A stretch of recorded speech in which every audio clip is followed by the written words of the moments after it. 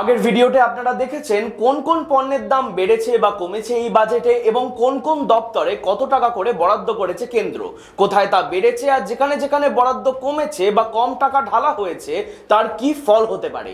এই ভিডিওয়ে আলোচনা করব সেই বিষয় নিয়ে, যা নিয়ে অনেকের উন্মাদনা দেখা দিয়েছে, আবার অনেকজন কনফিউজ রয়েছেন যে আসলে কি হয়েছে।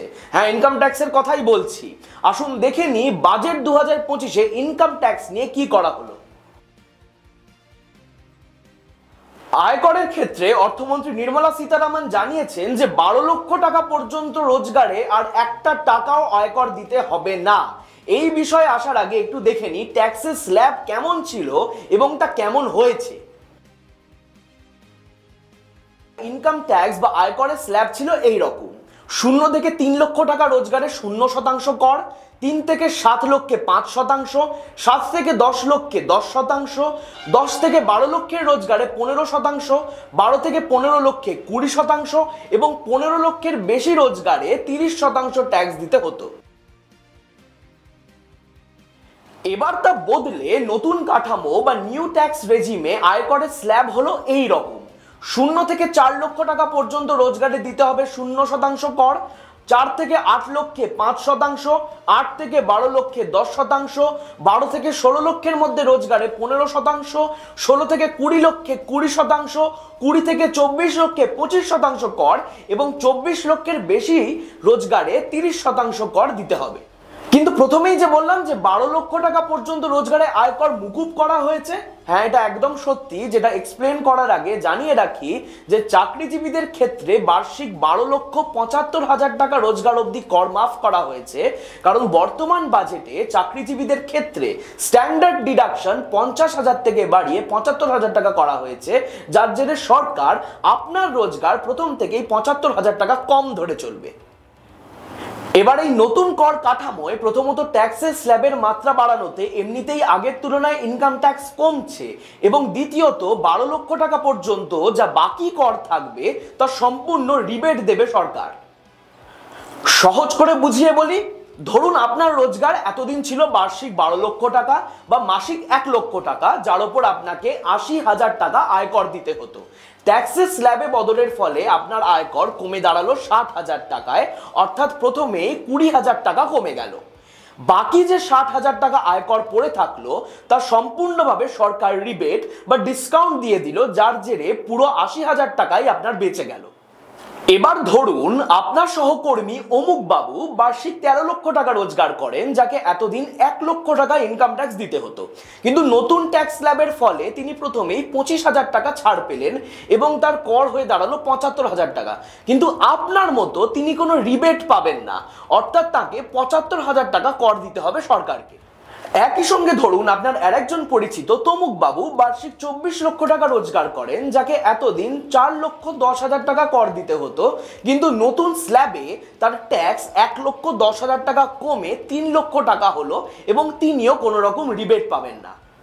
4 লক্ষ টাকা পর্যন্ত যাদের রোজগার তাদের ভাবতেই হবে না আয়কর নিয়ে, এবং যারা 4 লক্ষ থেকে 12 লক্ষ টাকার মধ্যে রোজগার করেন তারাও কম কর এবং তারপরে রিবেটের সুবিধা পাবেন। এবার নিশ্চয়ই বুঝতে পেরেছেন আপনাদের আয়কর কি হবে বা কত হতে চলেছে আগামী অর্থবর্ষ থেকে। এবার দেখুন আপনাদের ইনভেস্টমেন্ট নিয়ে কি করেছে সরকার। প্রথমেই জানিয়ে রাখি যে আপনারা যদি ইউএলআইপি বা ইউনাইটেড লিঙ্কড ইন্স্যুরেন্স পলিসি করে থাকেন, যে ইন্স্যুরেন্স পলিসিতে লগ্নি করলে বিমার সুবিধার সঙ্গে বাজারে ইনভেস্টমেন্টও করা যায়, সেগুলির বার্ষিক প্রিমিয়াম 2.5 লক্ষ টাকার বেশি হলে সেটি লং টার্ম ক্যাপিটাল গেইনসের আওতায় পড়বে এবং 12.5% ট্যাক্স কাটা হবে 2026 সালের 1 এপ্রিল থেকে। অল্টারনেটিভ ইনভেস্টমেন্ট প্ল্যান বা এআইপি কেও একইভাবেই ট্যাক্স করা হবে। ইনকাম ট্যাক্সের মাত্রা কমানো হলেও লং টার্ম ক্যাপিটাল গেইনসের ট্যাক্স কিন্তু 12.5%ই রেখে দেওয়া হয়েছে, যেখানে গত 10 বছর ধরে ক্রমাগত কমানো হয়েছে ফিক্সড ডিপোজিটের মতো সঞ্চয়ের সুদ, যা এক সময় 7%-এর নিচেও নেমে গেছে এবং সরকার ভীষণ সন্তর্পণে মানুষকে মার্কেটে স্টকস বা মিউচুয়াল ফান্ডে ইনভেস্ট করতে বাধ্য করেছে, সেখানে সেই সঞ্চয়েও এখনো 12.5% ট্যাক্স কাটার কোনো অর্থ হয় না। দ্বিতীয়ত, গতবার সরকার লং টার্ম ক্যাপিটাল গেইনস এর উপর ইন্ডেক্সেশনের সুবিধা তুলে দিয়েছিল, যা নিয়ে এবারও কোনো পদক্ষেপ নেওয়া হয়নি, সেটিকে ফিরিয়ে দেওয়া হয়নি। কি এই ইন্ডেক্সেশন বেনিফিট? ধরুন আপনি 2001 সালে একটা জমি কিনেছিলেন 1 কোটি টাকায়, যার দাম আজ মুদ্রাস্ফীতি ক্যালকুলেট করে দাঁড়াচ্ছে 4,14,00,000-এ। ইন্ডেক্সেশন থাকলে ইনফ্লেশন ক্যালকুলেট করে আপনার সেই জমির ক্রয় মূল্য 1 কোটি নয় 3,60,00,000 ধরা হতো, এবং আপনার এই জমির বিক্রয় মূল্য যেহেতু 4,14,00,000, তাহলে আপনার লাভ ধরা হতো 54 লক্ষ টাকা, যার উপর 20% ট্যাক্স লেগে মোটামুটি 11 লক্ষ টাকা ট্যাক্স দিতে হতো। মোদী সরকারের নতুন নিয়ম অনুযায়ী আপনার ক্রয় মূল্যের সঙ্গে ইনফ্লেশন ক্যালকুলেট করা হবে না, যার জেরে তা ধরা হবে 1 কোটি টাকায়, যার জন্য আপনার লাভ গিয়ে 3,14,00,000-এ দাঁড়াবে, যার উপর 12.5% ট্যাক্স চাপালে মোটামুটি 40 লক্ষ টাকা ট্যাক্স দিতে হবে, অর্থাৎ প্রায় 29 লক্ষ টাকা বেশি। মানে সরকার নিজেও ঠিক করতে পারছে না যে তারা সাধারণ গতানুগতিক ট্র্যাডিশনাল সেভিংসে মানুষের টাকা বাড়াবে নাকি মার্কেট ইনভেস্টমেন্টের দিকে তাদের ঠেলে দেবে, নয়তো ভীষণ সুচারুভাবে দুদিক থেকেই মানুষের পকেট কাটছে মোদী সরকার।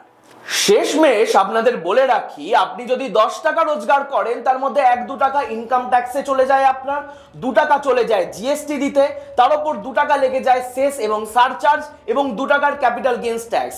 অর্থাৎ আপনার 10 টাকা রোজগারের মধ্যে থেকে 6-7 টাকা সরকারই কেটে নিচ্ছে, তো আপনার হাতে আর থাকছে কি? তাই এই পর্বে আপনাদের সঙ্গে আয়কর, আপনাদের ইনভেস্টমেন্ট, ইন্ডেক্সেশন নিয়ে কথা বললাম।